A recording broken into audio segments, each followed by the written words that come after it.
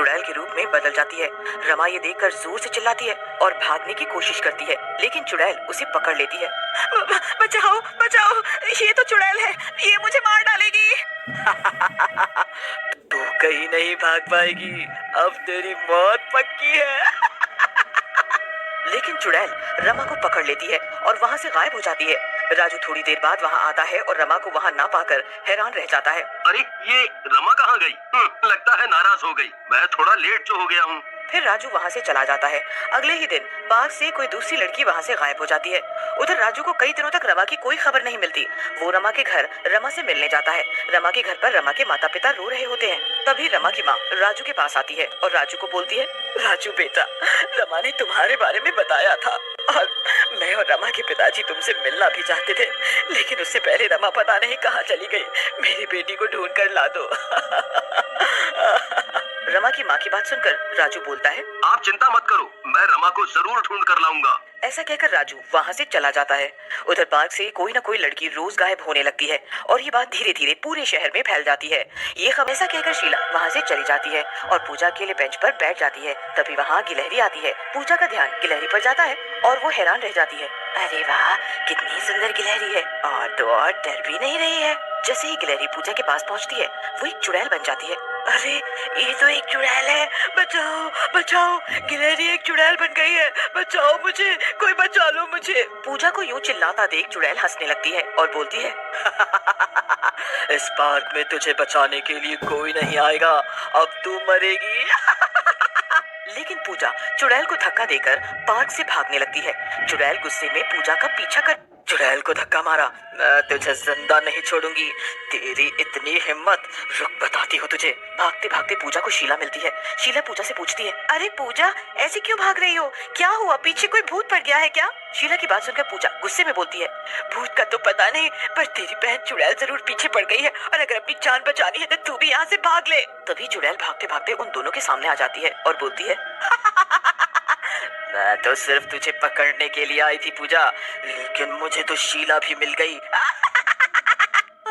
ये तो सचमुच में चुड़ैल है, लेकिन ये हमारे क्यों पीछे पड़ी है? चुड़ैल शीला और पूजा दोनों को पकड़ लेती है, लेकिन तभी वहाँ राजू आ जाता है और चुड़ैल को डंडे से पीटने लगता है। शीला और पूजा दोनों चुड़ैल के हाथों से निकल जाती हैं। चुड़ैल भी घबरा जाती है और बोलती है, मैं अभी तो जा रही हूँ, लेकिन तुम सबको मैं देख लूंगी।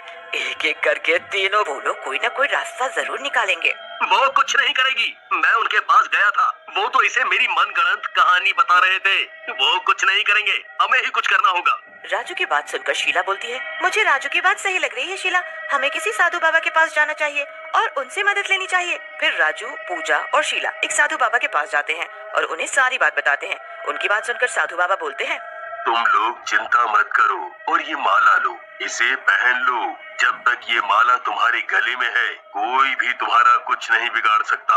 मैं आज रात समाधि में बैठूंगा और फिर इस चुड़ैल का कुछ करता हूँ। फिर वो तीनों अपने गले में माला डालकर वहाँ से चले जाते हैं। रात में राजू जब सो रहा होता है तो चुड़ैल उसके घर पर आ जाती है।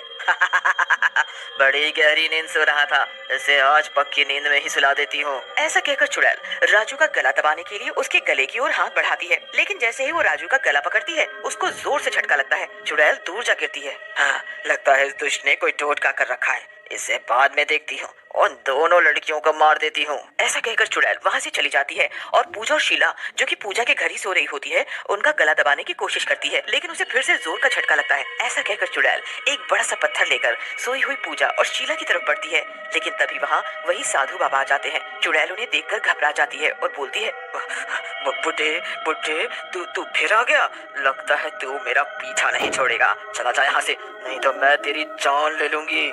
चुड़ैल की बात सुनकर बाबा हंसने लगते हैं और बोलते हैं,